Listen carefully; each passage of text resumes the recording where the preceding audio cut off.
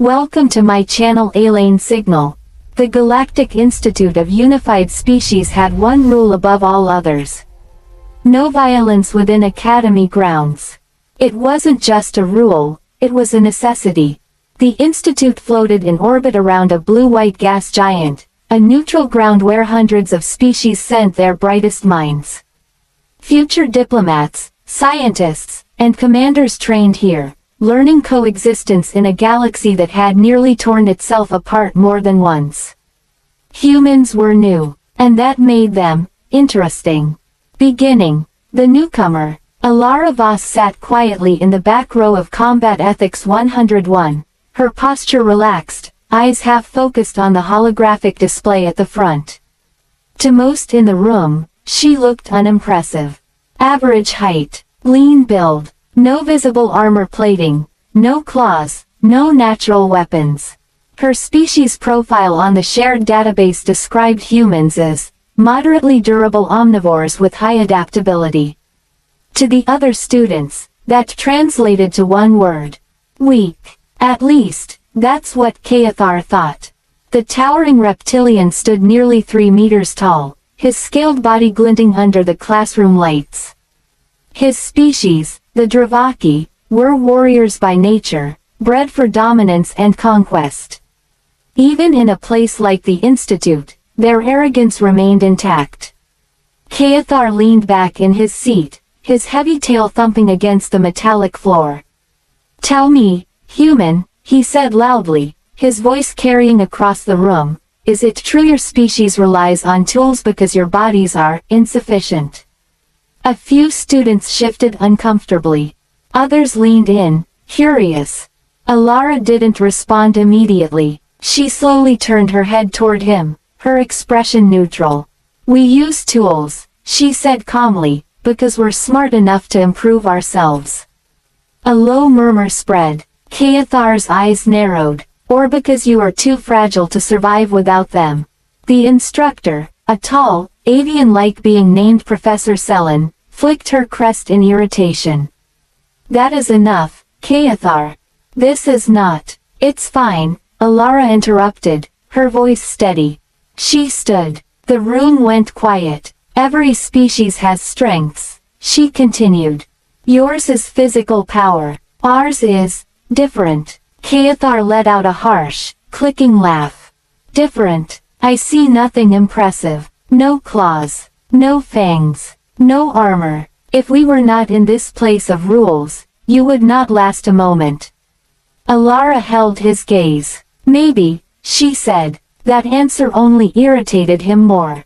Middle, the breaking point. The incident should have ended there. But pride is a dangerous thing, especially in a room full of future war leaders. Later that day, students gathered in the practical training hall, a massive chamber designed for simulated combat scenarios. Normally, all activities were strictly controlled, with safety protocols preventing real harm. Today, something went wrong. Or rather, someone made it go wrong. Kaethar stood in the center of the chamber, surrounded by a small crowd. His massive frame radiated confidence. "I propose a demonstration," he announced. "A simple test of capability." Professor Selen's holographic avatar flickered nearby. "This is not unauthorized. It will be non-lethal," Kaethar interrupted. "Merely a spar." His gaze locked onto Alara, who stood at the edge of the room. "Unless the human refuses." The crowd shifted again. Some students looked concerned. Others looked excited. Alara sighed softly. "This is pointless." "Are you afraid?" Kaethar pressed. That did it. Not because she cared about the insult, but because she understood something the others didn't. If she walked away now, it wouldn't stop. Not with him. Not with others like him. She stepped forward. "Fine," she said. "One round." Professor Selen's voice sharpened. "Absolutely not. This violates." The system flickered. For just a moment. It was subtle, almost invisible, but Alara noticed. The safety protocols weren't fully active.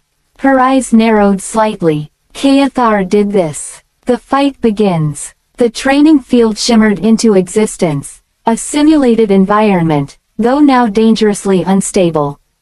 Keithar grinned, revealing rows of serrated teeth. "Try not to break," he said. Then he moved. Fast. Far faster than something his size should move. His massive arms swung toward her, claws extended. To the observers, it looked like the fight would end instantly. But Alara didn't panic. She stepped aside. Just enough. The claw missed her by centimeters, slicing through empty air. A few students gasped. Keithar blinked, then attacked again, and again, each strike faster, more aggressive. Each one missed. Alara moved like water, fluid, precise, economical. She wasn't trying to overpower him. She was studying him, learning, adapting. Keithar snarled. "Stop running." "I'm not running," she replied calmly. She proved it. The next time he lunged, she stepped in. Not back. Her hand shot up, striking a specific point along his arm, just below the joint. Keithar froze. Just for a fraction of a second. But it was enough. She twisted, using his own momentum against him, and sent his massive body crashing into the ground. The chamber shook. Silence fell. The shift. Keithar rose slowly, his expression no longer amused. "What was that?" "Anatomy," Alara said simply. "You." He roared and charged again, abandoning all restraint. This time, there was no control. No sparring. This was a kill strike. The observers felt it. Professor Selen's avatar flickered violently. "Stop this immediately," but it was too late. Keithar's claws came down with full force. Alara didn't dodge. She stepped forward, and everything changed. The brutal end. Her movements were no longer passive. They were decisive, efficient, lethal. She slipped past his strike and drove her elbow into his side. Again, the same precise point. Something cracked. Keithar staggered. Before he could recover, she pivoted and struck his leg. He collapsed. The giant warrior, reduced to instability in seconds. But she didn't stop. Because he hadn't. Because he wouldn't. She moved behind him, locking his arm in a position it was never meant to bend. "Yield," she said. He snarled, thrashing. "No." Alara's expression hardened. "You should have." There was a sharp, sickening sound. Keithar screamed. His arm went limp. The room erupted in chaos. Students shouted. Systems blared warnings. But Alara wasn't finished. She stepped back, watching him try, and fail, to rise.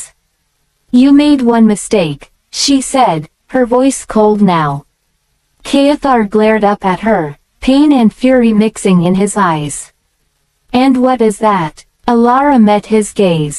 "You assumed humans need permission to be dangerous." He lunged one final time. Desperate. Foolish. She ended it. A single, precise strike to his neck. Not lethal, but final. Keithar collapsed. Unconscious. Broken. Defeated. Ending. The lesson. The chamber fell silent except for the echo of alarms. Medical drones rushed in, surrounding Keithar's body. Professor Selen materialized fully now, her presence towering and furious. "Alara Voss, what have you done?" Alara stood still, her breathing steady. "He attacked first," she said. The professor's crest flared. "That does not justify." "The safety protocols were disabled," Alara interrupted. "That stopped everything." Silence. Every eye turned to the system logs now flashing across the walls. Tampering detected. Source. Keithar. The room shifted. The narrative changed. Professor Selen's expression darkened. "You knew." Alara nodded. Slightly. "He wasn't sparring. He was testing limits. And you responded with excessive force." Alara glanced at Keithar, now being stabilized by drones. "He's alive. Barely. He'll recover." The professor studied her, long and hard. And if he hadn't stopped? Alara's answer came without hesitation. Then I wouldn't have either. That answer sent a chill through the room. Aftermath. Days later, the story spread across the institute. Not as a scandal, but as a warning. The humans weren't the weakest species. They weren't the strongest either. But they were something far more dangerous. They learned fast, and when pushed, they didn't hold back. Kaethar survived, but he never challenged Alara again. Neither did anyone else, because the lesson was clear. Final line. In a galaxy obsessed with power, most species relied on what they were born with. Humans, they relied on what they could become. And that made them terrifying. Thank you for listening. Subscribe for more cinematic science fiction stories.